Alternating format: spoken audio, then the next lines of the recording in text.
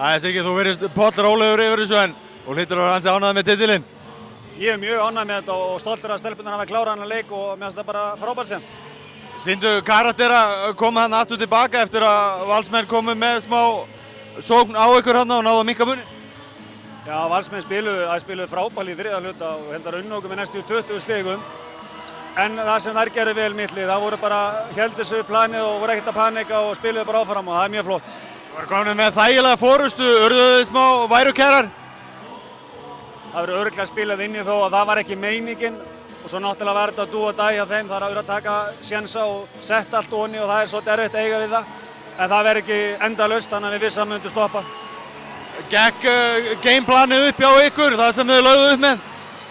Svona mestu leyti. Það gekk vel 3/4. Ætlið þið ekki að fagna ærlega í kvöld? Jú, bara Keflavíkur stæl, það er ekkert öðruvísi. Við kunnum það. Hvernig er það? Það er allir leið. Til hamingju með titilinn. Takk fyrir það.